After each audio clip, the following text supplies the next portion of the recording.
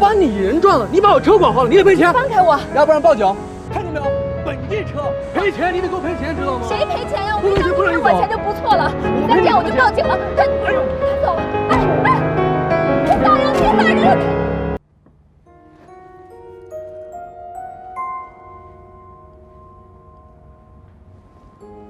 你能给我解释一下这是为什么吗？为什么把图纸拿给张小琪？是张小琪告诉你的。谁告诉我的不重要，重要的是事情的结果在这摆着呢。你能给我解释一下为什么吗？你是在怀疑我吗？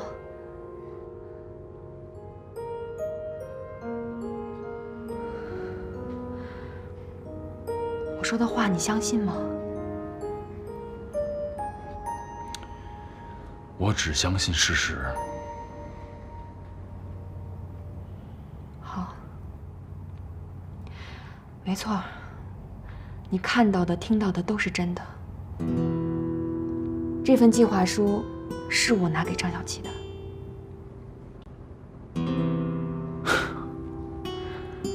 那你给我解释一下，为什么要这么做啊？你以为我是为了什么？为了钱吗？我真的一分钱都没有拿。我是为了你们林家。你们林氏企业这么多年来一直都被清华公司压着抬不了头，这一单生意对于他们来说不算什么，可是对于你们林氏企业来说却是至关重要的。我知道你跟你爸爸之间有过节，可是我马上就要成为你们林家的媳妇儿了，我真的一切要为你们林家着想。再说了，张小琪在你们家一直处于一个举足轻重的位置，如果我不做出点什么事情来证明我自己的重要性，我们以后的日子真的不好过。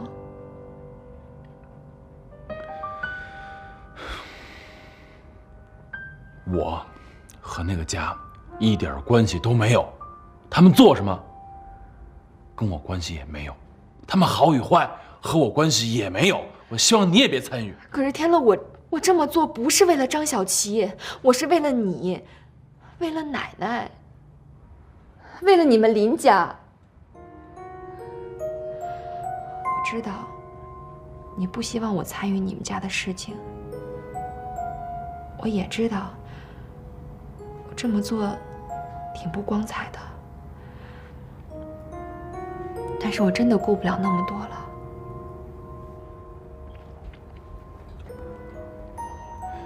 你的好意我心领了，但是依然我告诉你，你这么做很有可能触及法律。这件事情我会向谭少宇解释，我也会向他保证这种事儿不会再发生了。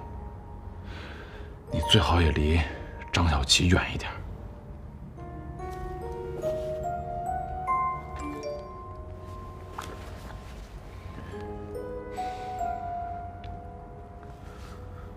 时间不早了，明天上班呢，早点回去睡吧。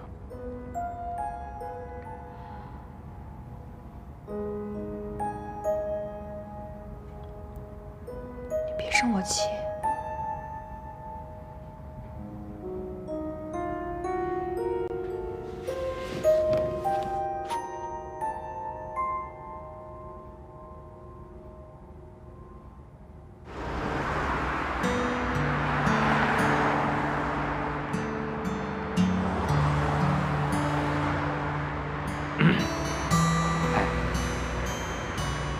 这地儿好像没什么人，你亲一下呗，就亲一下。你信不信我来硬？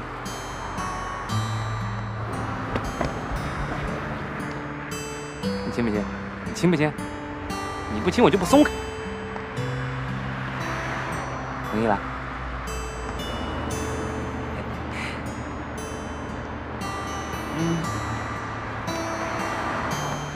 哎，不是你玩我是吧？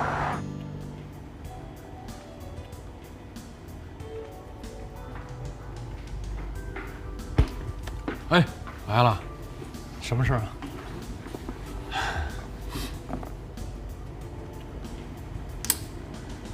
我就是想呢，替依然给你道个歉。他也跟我解释了他干这件事情的原因。说来听听吧，他怎么说呢？嗨，他不是知道我跟这家里的关系不太好吗？他又听说呢，你们公司和我爸他们公司呢正在竞争这个项目，他就想借这个项目缓解一下我跟家里的关系，于是就干了这样的傻事儿。哎呦，他现在已经知道错了，我来呢替他道个歉，我希望你能够原谅他。就这么简单吗？他也可以这么轻描淡写，而你也就这么信了吗？不是我也想过，他会出于什么其他的目的。可是你说他为什么呢？为了钱？可张小琪没给他钱呀，啊？其他的原因我也想不出来了。啊，我跟他说了，以后呢让他离这张小琪远一点。我也向你保证，这种事儿不会再发生了。所以我真的希望你能够原谅他。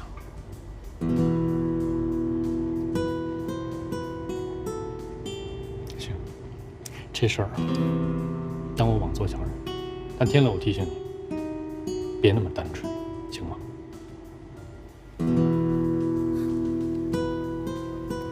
来。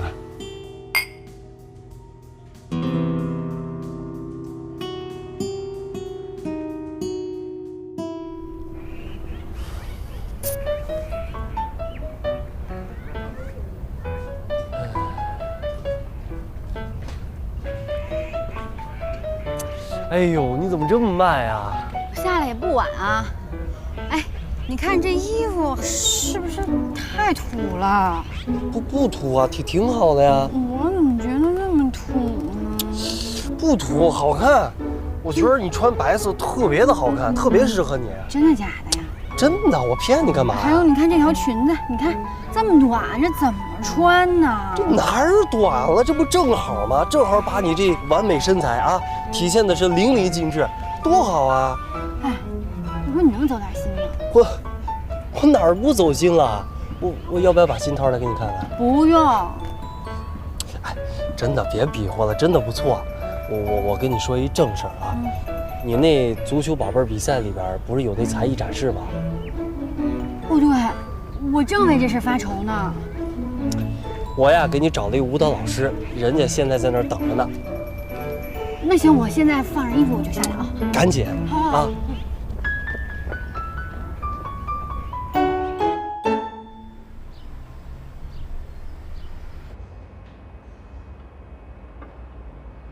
哎，我说我来了快半小时了，你除了盯着杯子发呆，你就什么都没干过。你到底想说什么呀？这回吧，可能是真的要跟依然结婚了。那不真结还假结啊？你上回跟我们说你要结婚都多长时间了？我以为你俩这儿都离了。我一想到这事儿吧，我就发怵。最近发生了好多事儿，我也不知道我这决定到底是不是对的。哎，你说我这算不算是恐婚症啊？哥们儿，你是真想好跟依然结婚了吗？你心里是不是还有别人？谁呀？梅兰妮呗。和梅兰妮没关系。哎，我老觉着吧，依然有什么事儿在瞒着我。瞒着你，他跟谭少宇的关系？你也看出来了？哥们，我又不傻。谭少宇生日那天太明显了，好吗？你说他俩究竟什么关系啊？我越想越觉得不对劲儿，可问也问不出来。你光问有什么用啊？他要真诚心瞒你，你不可能问得出来。得查。结婚这事儿吧，它不是一小事儿。你要这步走错了，你得后悔一辈子。你想想啊，你要是结婚了之后，你再发现依然跟谭少宇之间有什么关系，你这绿帽子可就戴大了。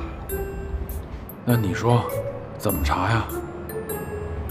怎么查？你出面查好像也不太合适啊。我去吧。我觉得吧，人这一辈子，事业可以差点，钱可以少挣点，但是必须得找着一个自己真正爱的女人。我是有下单，你是我最好的哥们儿，所以我希望你也能找着自己最爱的女人。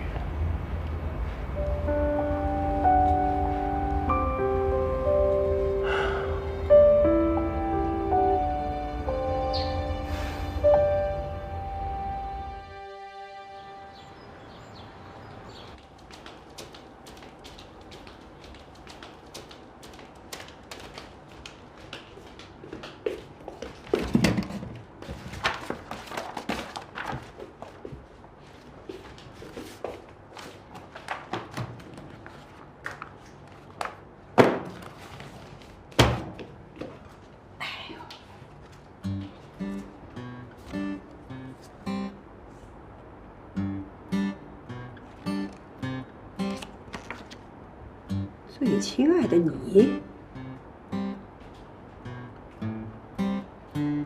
，coffee。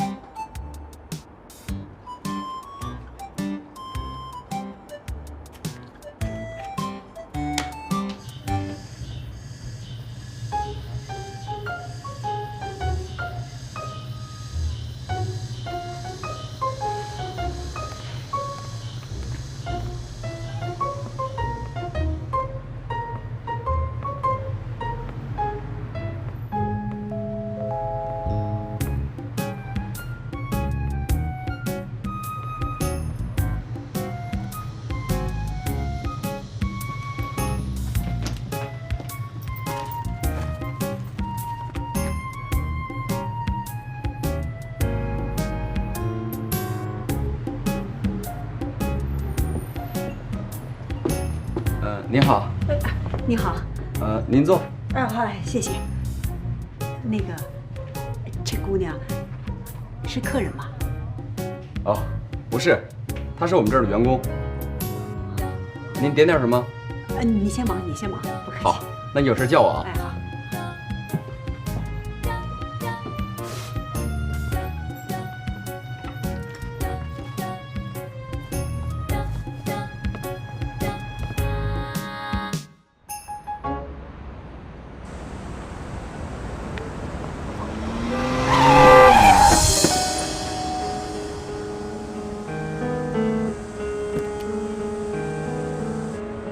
干嘛呀啊！让大马路上瞎晃悠，你眼瞎了？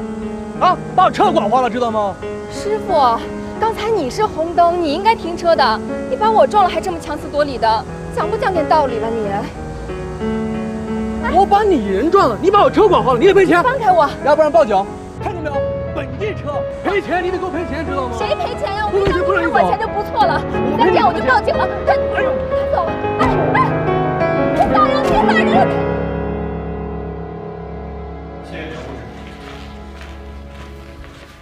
包扎好了。啊。疼吗？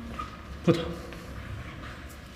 今天谢谢你，我真是没想到会碰到这个无赖。不用谢，碰到谁都会这么干。还有，以后一个人遇到什么事儿，别光逞强，解决不了的话直接报警。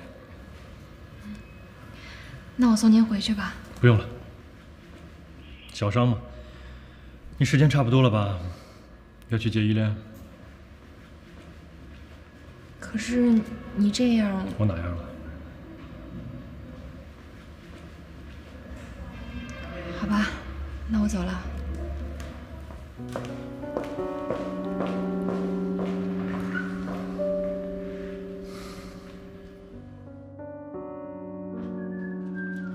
国成啊，儿大不由娘。你活着的时候我就跟你说了，你一定要保重身体，你不能有个三长两短。你看看我一个女人家，你出了事情，我怎么管这个儿子呢？国成，哎妈，我又怎么了？我说你下回能不能换个招啊？每回都这样。站住！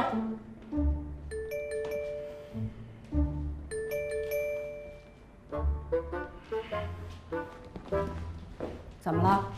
我说你，你不高兴啊？你从小我就很难管教你，现在好了，终于到了你可以结婚娶妻生子了，我就更管不了你了。你爸可在这挂着呢，天天托梦给我问你的婚事，你让我怎么？哎，妈，我求你了，妈，别拿我爸说事行吗？你不就儿媳妇吗？等着，过几天我就给你领回来。你编吧，我看你怎么编。我倒要等等，你什么时候才能告诉我你现在女朋友的情况？这刚开始呢，你得让我跟人家培养感情，对不对？是得培养感情，可我就不明白了，你怎么和一个连话都不会说的姑娘去培养感情呢？你怎么培养呢？不是妈，你怎么知道的？你是不是找他了？哎，你跟他说什么了？你干嘛？你要打我？不是你别跑啊！不是你跟他说什么了？我跟他说什么？你到底跟他说什么？妈，你知道他受不了你这样，你知道吗？他受不了，我能受得了吗？我跟他说什么了？我告诉你，我就跟他说了，离开我儿子，放过我儿子，别缠着我儿子，就说这个了。妈，你可真行嘛！我跟你说啊，今天你儿子要是回不来，你可千万别着急。回来！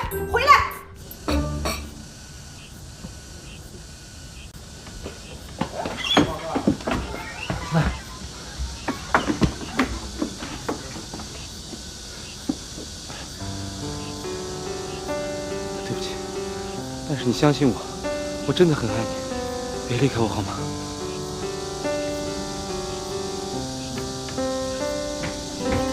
哎，爱宝，你干嘛呀？你这是啊？能别这样吗？啊！你别听我妈说的，她说的都是假的，你别信她。再说她也不了解你，而且我也不是故意瞒着她的，我就是想等时机再成熟点再跟她说。总之你相信我，我妈那边我能搞定的，好吗？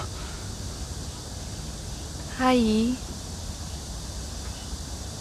阿姨知道我不喜欢我吗？这样吧，姐，你先进去招呼客人吧。啊，进去吧。爱宝，来，我跟你说，来，坐，坐呀。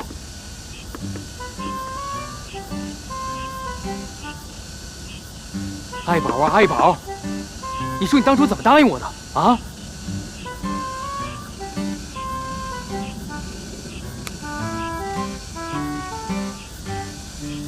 我要说服不了我妈，我自己弄死我自己，用不着你动手。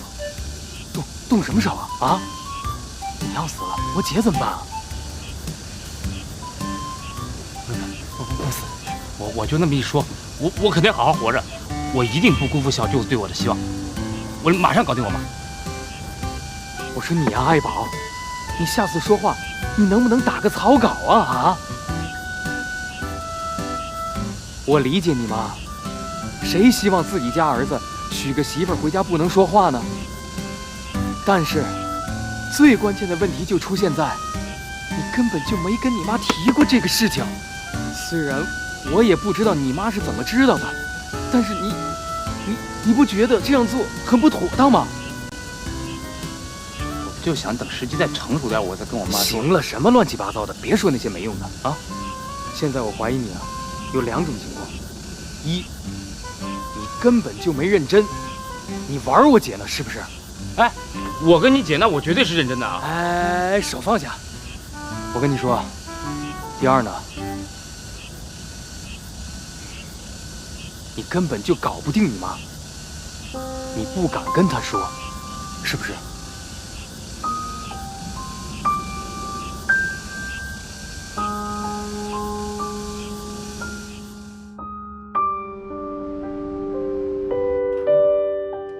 我回来了。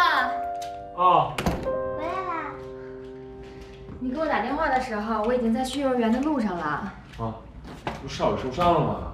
我怕你赶不及，我呢也闲着没事儿，赶紧把他接回来。你说把他一个人放在幼儿园，万一碰见坏人怎么办啊？谢谢你。少宇帅哥怎么啦？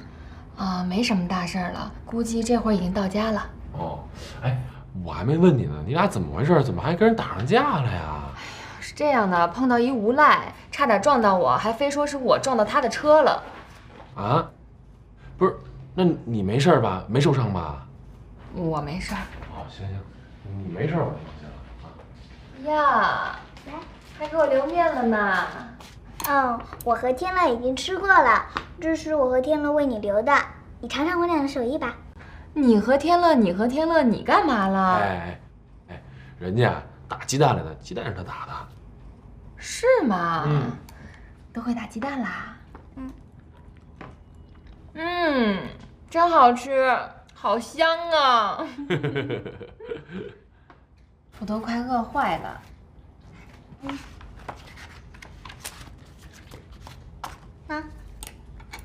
这是什么呀？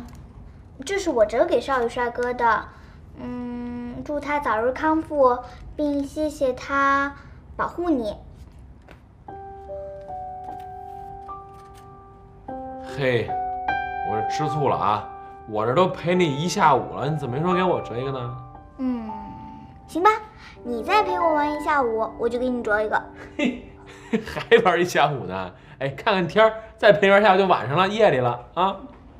乖，哎，回来写完了，快。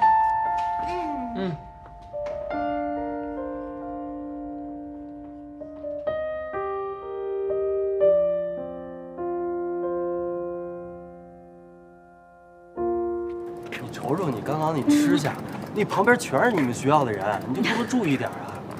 怎么注意呀？美食面前无吃相。好吃吗？好吃。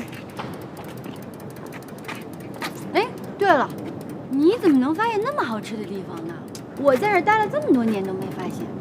那是你们学校这片儿哪儿好吃我不知道，我都快跟你们这儿 GPS 导航了，你知道吗？就你们这片校区贴上几个星星我都知道。你就吹吧你。谁吹了？不信。哎，你什么星座？我处女座，怎么了？处女座，我给你找找处女座啊。处女座。哎，那儿的看见没？处女座。还有处女座？有，你看那儿的看见没？处女座。念呀？哪儿啊？那儿有一小缝穿过去，跟那树叶跟那小树枝挡着呢。你从那小缝穿过去，还没看见？你这什么？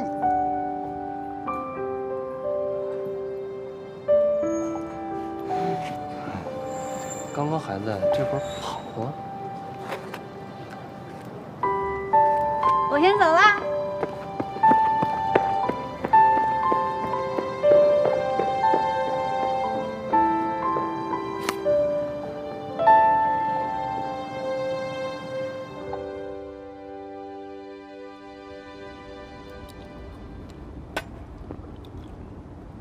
我就没见过我这么脑残的，生生给自己捅一大娄子。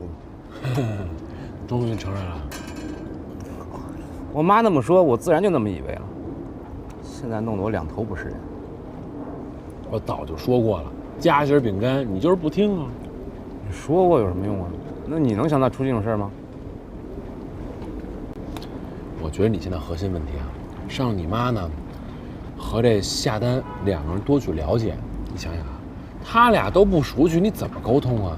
你只有把他们俩放在一起了，才能沟通，而且沟通才会有效果。你想想看啊，如果你妈有一天，大美女。什么大呀？是超级，好不好？啊，对，提醒的对。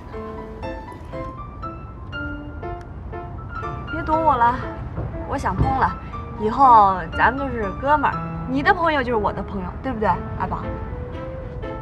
啊，对，那必须的啊。哎，雷雷呢？他有事儿，刚走。是吧？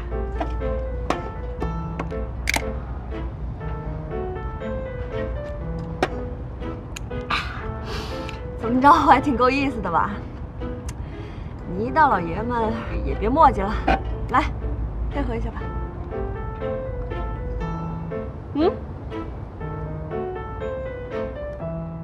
好，这手一握，以后咱们就是兄弟，咱们就是好朋友了。朋友有困难一起解决，对吧？干杯，哥们儿！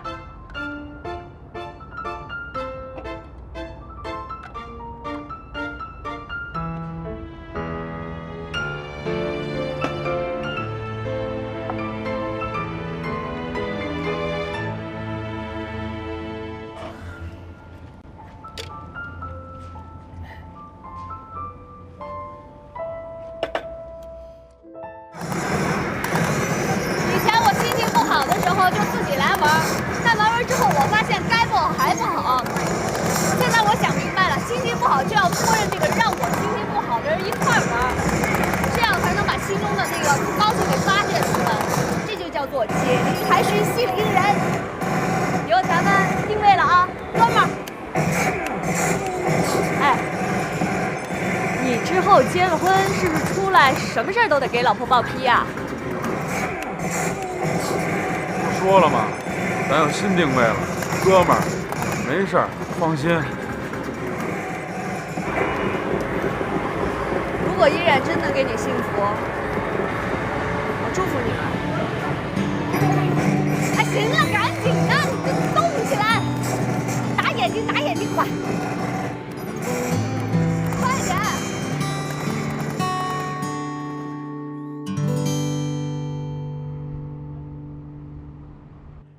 慢点啊，妈，路上注意安全啊！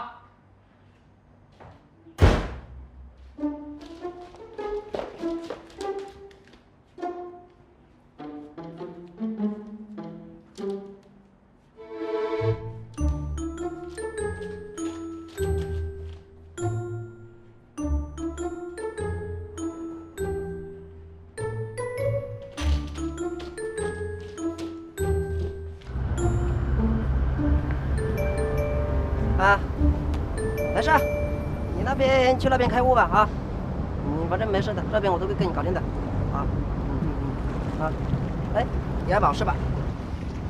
啊，我这不是有事啊，不跟你说了啊，你是我赵磊，赵总啊？哎，你好。那个我弟说你是他好朋友，他说你也想炒那个纸黄金是吧？啊，对，您看啊，我这不是刚开始想学嘛，我不太懂，所以小飞说你是这圈里的行家，我就想找您请教请教。本来我说请您吃饭的，啊，吃饭就免了，现在时间有限，你赶紧说吧，有什么事你看。啊，那行，那我直说了啊。说，就是我就想问问啊，这个好做不好做，风险大不大？再有就是，它为什么叫纸黄金呢？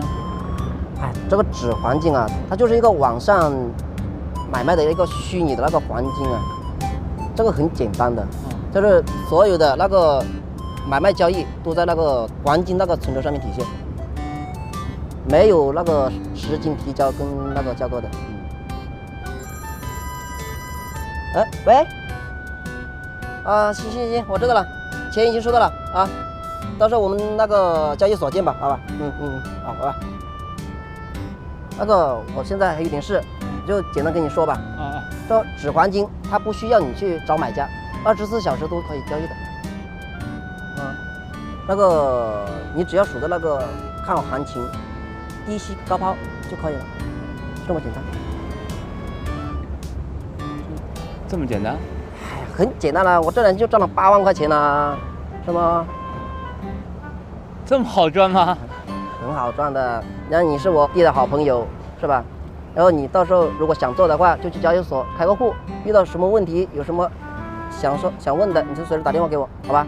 那我这边就赶时间，先走了啊。好，哎，赵总，以后我就跟您混了啊。那个这样，改天您有时间的时候，我请您吃饭，地方您挑，好不好？没事啊，好，到时候再说吧啊。哎，好，先走了啊，慢慢走啊。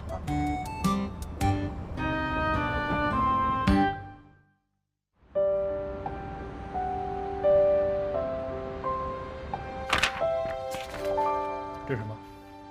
这是什么？你做的？你做的？我跟你们说了多少遍，文案不能这么做。客户没那么多时间听我们解释，30秒钟之内，他就会决定让不让我们接这个案子。这是你们做的事吗？拿去重做，明天早上9点之前全给我。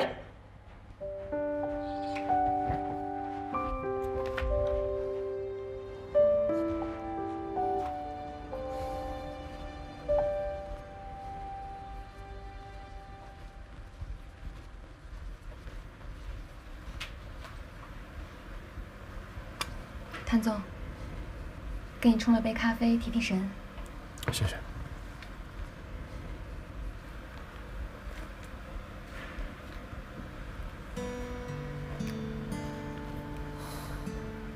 这是什么？这是依恋送给你的，他说希望你的伤能快点好。你的胳膊好点了吗？小伤没事儿。看您工作太拼命了，要是累的话就早点回去休息吧。不累，这么多年早就习惯了。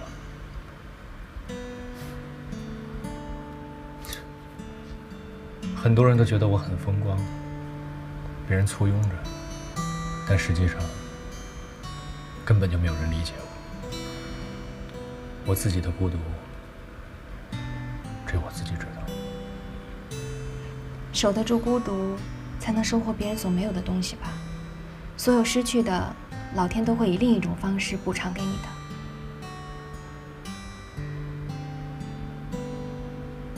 我不信老天，我只信我谭少宇自己。还有些事儿能补偿，有些事儿没得补偿，也无需补偿。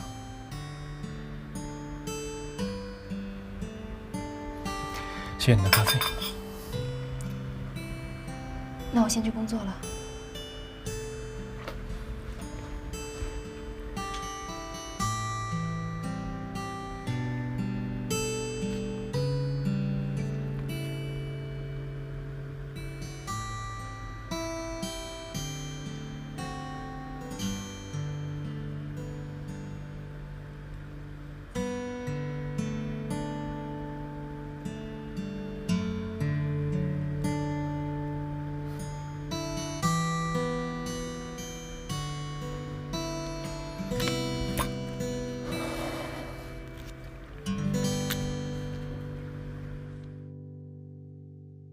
您说的这都太专业了，我其实不关心这个，我就关心我戴上去好不好看。咱买盔啊，第一位还是要安全，你说是？是。你说我戴这个会显脸大吗？不会不会，特别好啊。行，那就这个了。哎，在哪付款？来这儿，美女，来。啊。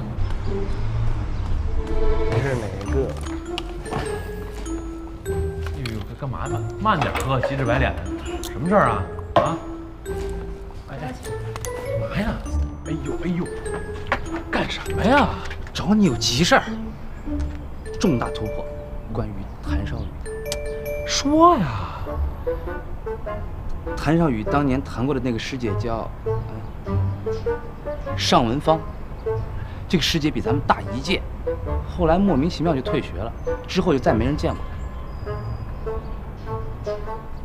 然后呢？你还记得李璇吗？咱班班花，就那个追过谭少宇那个。哦，就没事老穿碎花裙的那个。对。啊！我问过咱们班同学，只有李璇见过这个尚文芳。不是你跑过来跟我说这个，跟我有什么关系啊？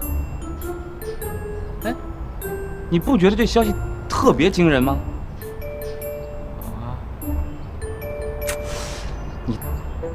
假设一下，大胆点，这个尚文芳最有可能是谁啊？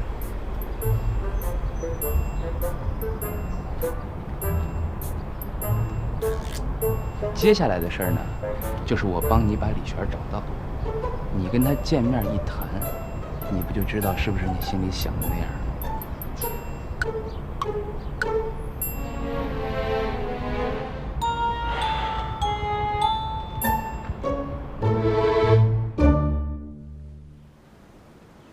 依然，你这快过林家的门了，我是越看越喜欢你呀。哼，小冉，最近啊，好好调养下身子，争取过门以后，今年就完成任务，给奶奶生一个大胖重孙子，让奶奶这心呀也踏实下来。奶奶啊，还给你炖着鸡汤呢。待会儿喝点补补身子啊。奶奶，您别着急，天乐这2年可能想先发展发展自行车店，生孩子这事儿真不着急呢。怎么能不着急呢？他都奔30的人了。哎，人的身体呀，一旦过了最好的时候，就耽误了生育的最佳时机，将来对孩子和产妇的身体都不好。奶奶，其实我找您来，就是想跟您商量商量，结婚这事儿，咱们先缓一缓吧。因为我觉得天乐好像不太乐意，我不想逼他，毕竟结婚是2个人的事儿嘛。哎呀，什么愿意不愿意的？他能娶了你这样的媳妇儿，有什么不愿意的？天乐这孩子，你别看他表面，其实他在恋爱上面是很愚蠢的，应该好好教教他。哎，小冉呐，这并不代表着他心里没有你呀。啊，我知道。小七阿姨呢？在花园里浇花呢。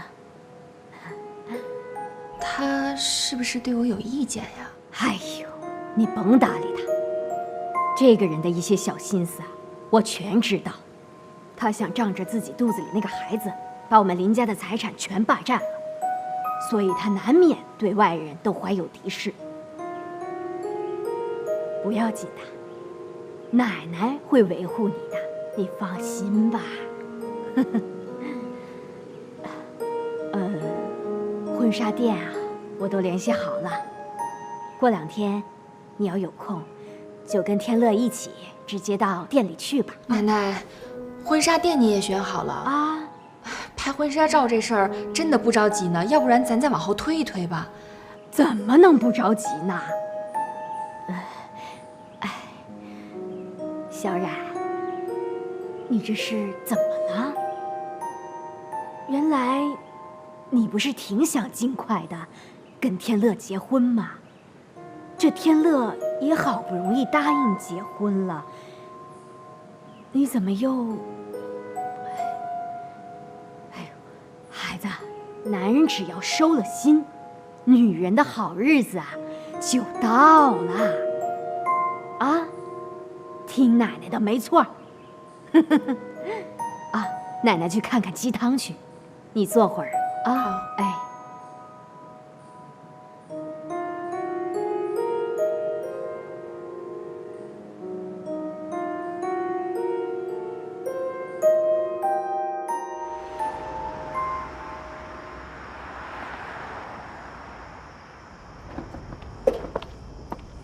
下班了吗？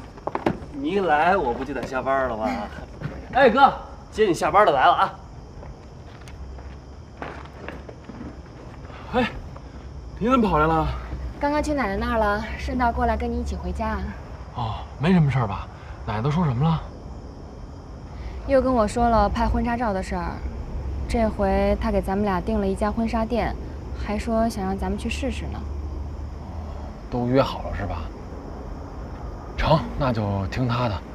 哎，对了，我呀有个事儿呢，想跟你商量商量，征求一下你的意见。这伴郎啊，我想请谭少宇。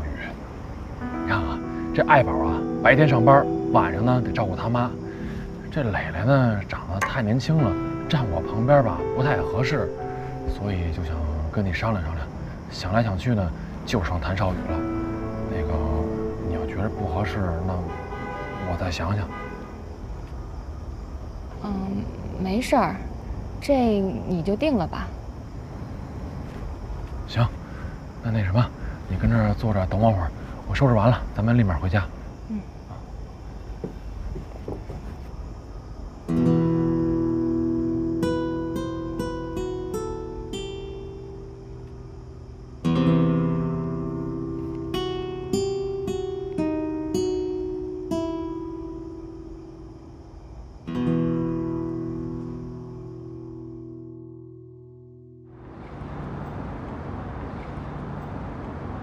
你说这么闷的天儿，你特地来找我，就是为了你拍婚纱照的时候，让我给你当伴郎？理由我不都跟你说了吗？人家爱宝跟磊磊都没时间。再者说了，最关键的问题，这不是他们俩长得不行吗？你想想啊，爱宝一大胡子站我旁边，看着跟我叔似的，你说拍的那晃晃也不好看呀。咱是有审美档次的人啊，这跟审美档次也没什么关系。天乐，我直白的告诉你，我肯定不会娶。一，我没有这个时间；其二，我也不感兴趣。你说我穿着西装笔挺的站你旁边吧，不觉得挺傻吗？这怎么傻了？哎，就当个伴郎拍个照片。哎，再者说了，你就不想近距离的亲眼看着我和依然步入婚姻的殿堂吗？天乐，这事儿其实你找谁都能干。我这公司下午还有事儿，先走了，改天再聊，多体谅。我说，来一下吧，想吃什么？随便点啊。依然，要不是今天我们发现你的婚纱设计图，你是不是想一直瞒着我们，偷偷把这婚都结了？没有，一直想找机会跟你们说说呢，这才刚定下来。你可真幸福，能嫁给林氏企业的公子。那你以后还来上班吗？是不是要在家做少奶奶啦？我们都商量好了，结了婚我也还是要继续工作的。哎呀，这不算嫁入豪门，也算衣食无忧了。这林家的公子一结婚，算是王老五又少了一位了。喂，哦，好的，好的，那我去问他一下。你们先谈，我过去一下。好。天乐他不靠家里，也挺独立的。过2天等请柬做好了发给你们，你们有时间一定要。韩总，财务问您下午的会时间有没有变动？照常。那边聊什么呢？那么高兴？依然要结婚了，想请大家吃饭呢。依然也很开心啊。当然，毕竟嫁的是林氏企业的公子嘛，依然很有福气。是啊，这么有福气的话，我就祝福一下他。希望你们有时间都能来参加我的婚礼。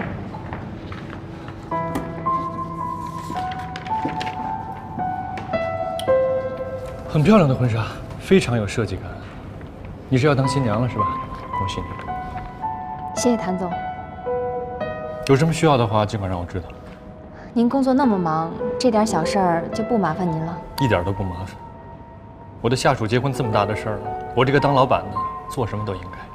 还有啊，发请柬的时候记得给我一张。您继续。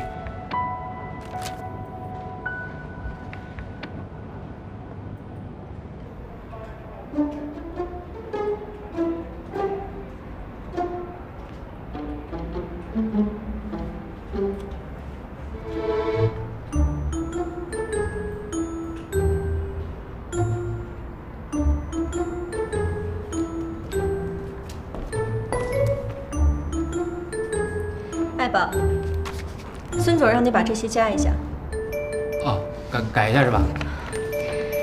是让你加一下，不是改。好，麻烦你快一点。啊，没问题。孙总让你把这些加一下，你可得用心一点，不能拖太久。啊，很快。好的。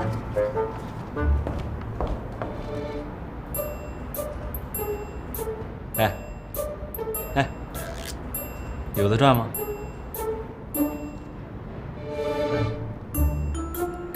哎呀，行啊，发财了可别忘了哥们儿啊！我亲戚也叫我炒金子，但是这玩意儿我感觉风险太大，不敢。不是说你不行啊，无所谓，干什么没风险？人生在于搏。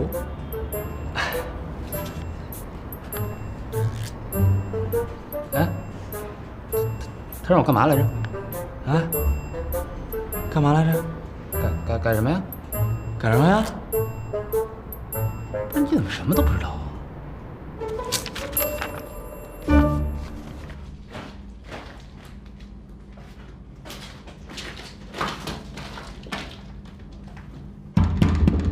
天乐，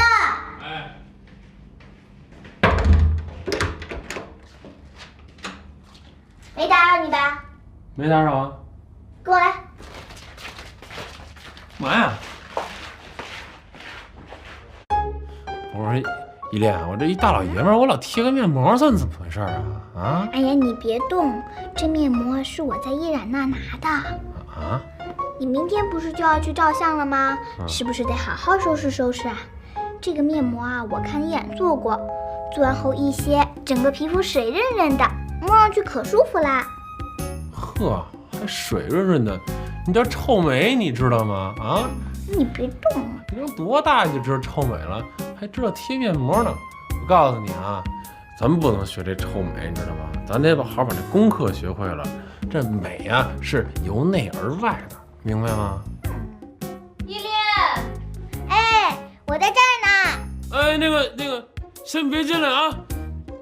干嘛呢你们俩？我在给天乐哥哥做美容。不是，他是跟我瞎闹呢，说那个老师让他写个日记，说我妈妈做件事儿，那个他就说要给妈妈做个面膜，这不是妈妈没在吗？就拿我代替了。他撒谎。行，我明白了。我先去换身衣服，然后再过来啊。还过来干嘛呀？啊！哎呀，别动！别动！哎，差不多，咱快把它摘了吧。时间还没到。哎呦，特别难受啊！哎，你给我摘了，给我摘了，不摘！哎，给我摘了！不摘！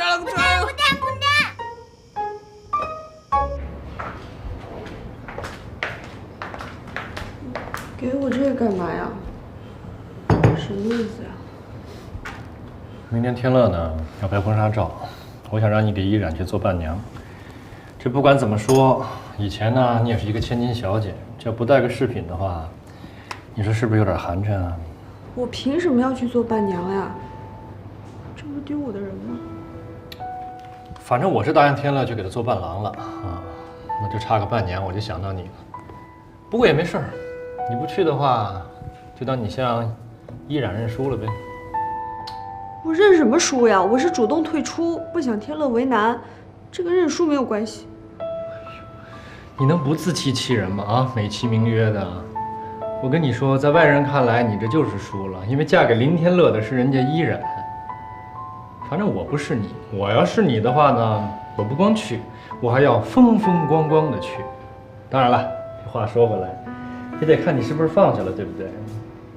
我当然放下了，我都跟天乐说了，我祝福他和依然，怎么没有放下？那他放下了就去呗。等会儿。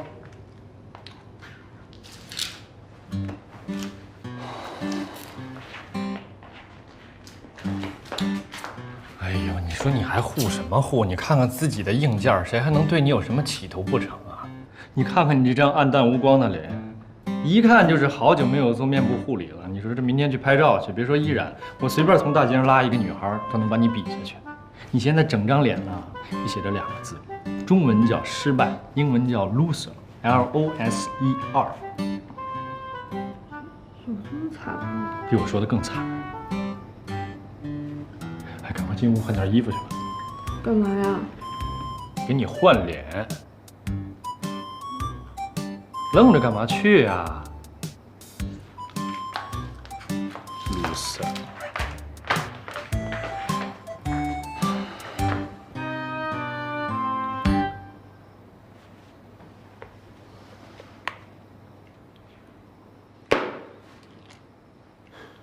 哎，好了。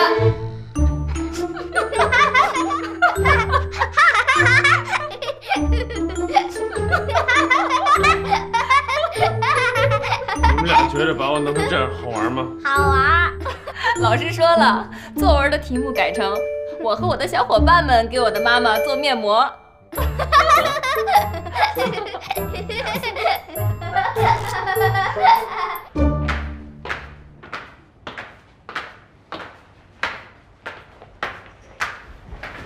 你好，谭总你好，房间已经为您准备好了，愣着干嘛去啊？这边请。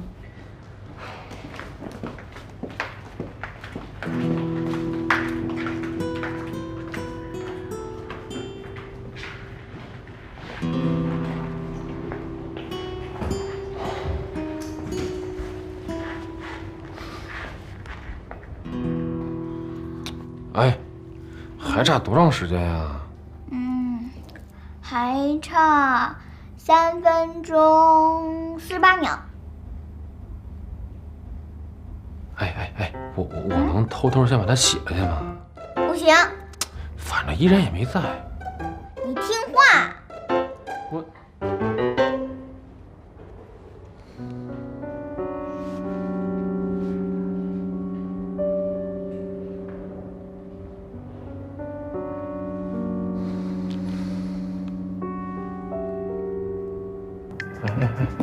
电话。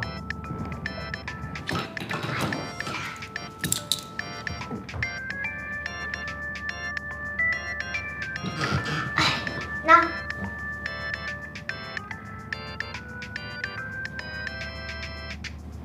可天乐，哎，少宇啊，天乐，你说让我给你做伴郎的事情，我考虑了一下。既然你这么有诚意，我可以去，但是有一个条件，伴娘必须由美兰你来当，你有问题吗？哦，没问题啊。好，就这么定了，明天见。依然。啊？怎么了？少宇答应了。答应什么了？做伴郎啊。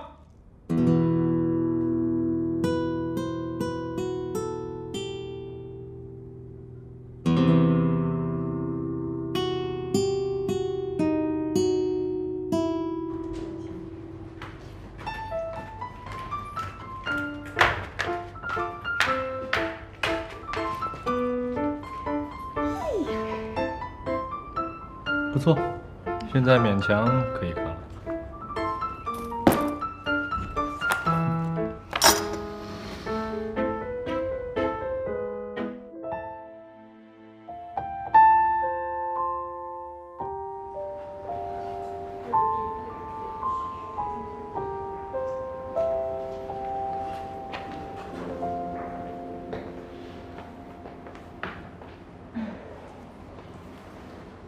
哎，你怎么没换衣服呀？哦，那个礼服尺码不太合适，他们拿去仓库换了，得等会儿。哟，这小脸细皮的肉，结婚就是不一样啊！不是你们俩这迟到的有点多吧？怎么回事啊？不怪我呀，他磨叽2钟头呢。做你的伴郎不得弄得帅一点吗？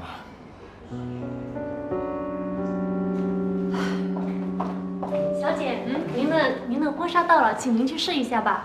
好。您2位是先换衣服还是先化妆呢？换衣服。您稍坐，先生，您跟我来。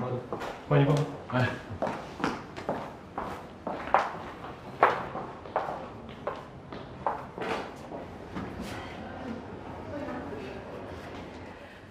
要结婚了，心情怎么样啊？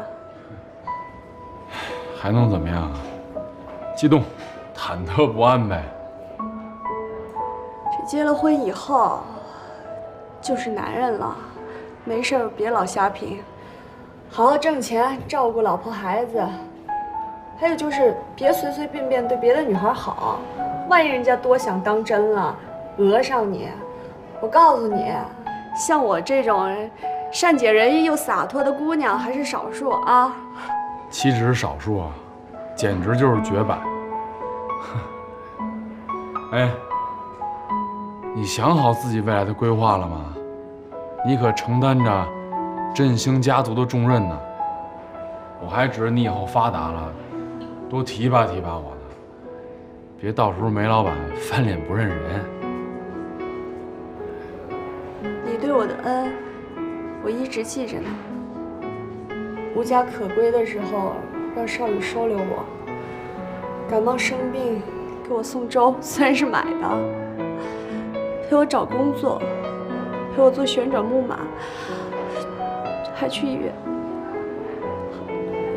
看我。你看你又把这事儿弄得伤感了啊！咱今天是来拍照片的，怎么弄得跟父亲要嫁女儿似的呢？你能记住我的好，这就够了。我也希望你以后能够忘记我的好。我那天看到一段话，春树的，想把它送给你。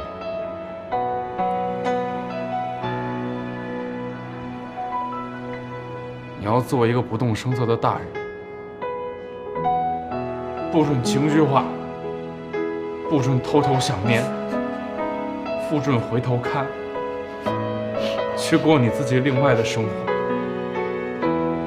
你要听话，不是所有的鱼都会生活在一片海里。记住了。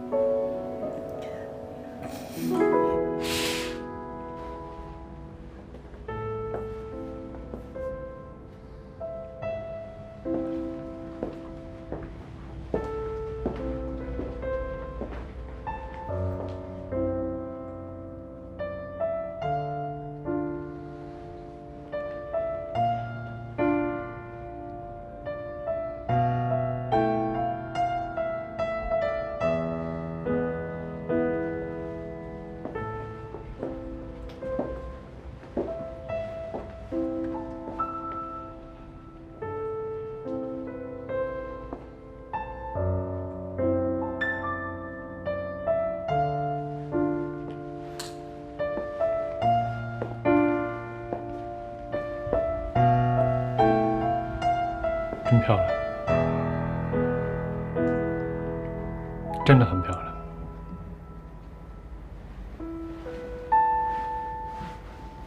我和尚文芳也拍过婚纱照，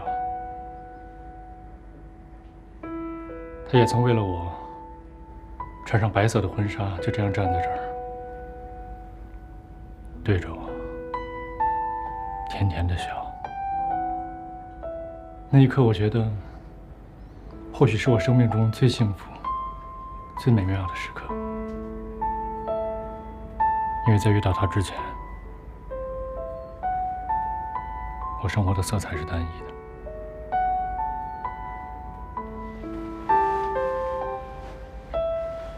我是那么爱他，那么爱，可他还是消失了。就在她即将成为我新娘的前一个晚上，她消失了。就是这样一个女人，给了我希望，又让我陷入无尽的绝望之中。你告诉我，我会不会很恨她？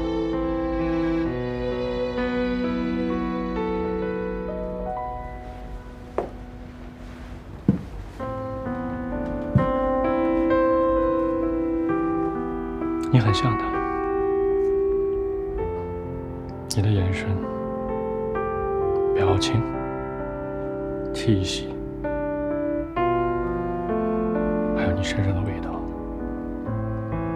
和他简直一模一样。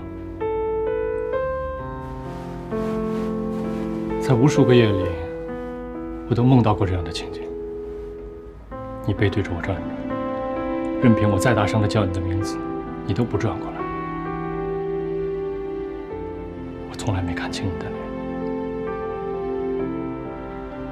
但今天，你别这样。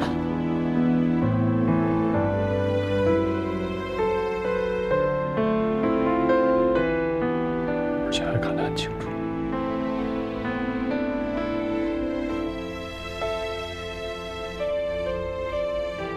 文芳。文芳，就让我这样抱你一会儿，